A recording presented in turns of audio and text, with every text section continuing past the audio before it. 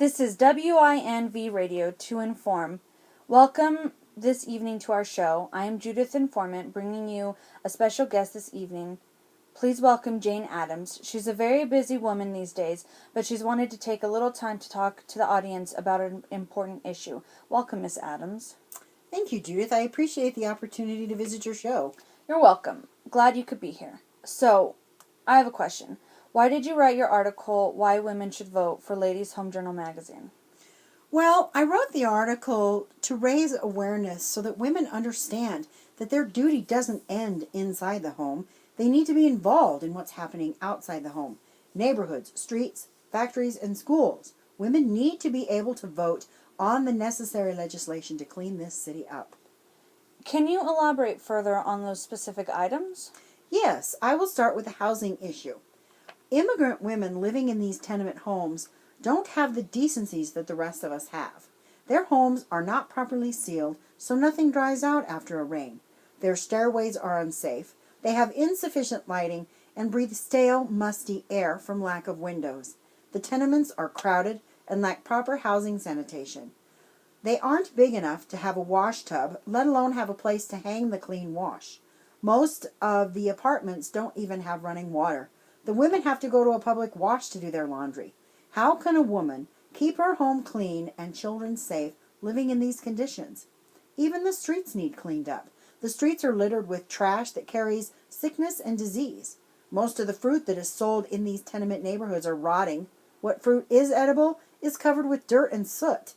Wow, that would be terrible to buy dirty fruit to feed their family. Is it just the fruit? No, sadly it's not. Milk that the mothers are buying is making their babies sick and they're dying. The meat that is processed in the factories is tainted. The milk and meat factories aren't sanitary enough. We need clean meat and milk to feed our families. Unfortunately, it's not just the food industries that are unsanitary.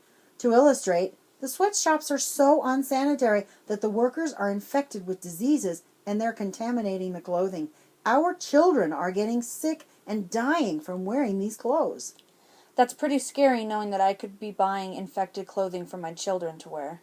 This is why legislation is so important. City authorities need to keep our streets clean, to keep our children safe and free from diseases. We need inspectors to inspect the factories that process food to make sure equipment is sanitary and conditions are safe. Inspectors need to make sure the sweatshops are sanitary as well. We need public works inspectors to enforce the basic decent living conditions of these tenements. City officials must understand proper hygiene and cleanliness are necessary. You also mentioned the schools. Can you tell me a little bit more about what's going on in them? Sure, some businessmen claimed that school nurses were too expensive, so the nurses were cut from the schools. Then scarlet fever spread throughout the schools.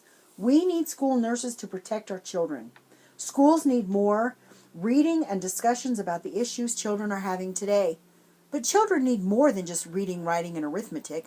They need more kindergartens, domestic science courses, and playgrounds. Girls need to be taught cooking, sewing, and childcare in schools so they can help their mothers. Women should be on the school boards to help influence what our children need in the schools and allow school nurses for the protection of our children. Well, those are some good points you have there. Are you saying that women should take the men's places on the school board? No. One important point to make here is that women don't want to take the men's jobs. They don't want to do their work or take over their affairs. Women want to take care of the affairs which they are accustomed to. Are there even enough women that want to vote?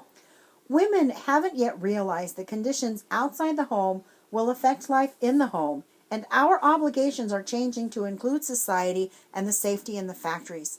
If women can be convinced that it is their civic duty to know what is happening in this city, and that voting can fix the problems, they would not fail to perform their duty. Women are used to taking action when it comes to their home and children. They don't want to persuade someone to change their convictions. They want to vote on their own. Women need to be able to vote in order to preserve their homes inside and out. I agree. That's something that needs to be done. Is there anything else that you would like to say before we end this evening's show?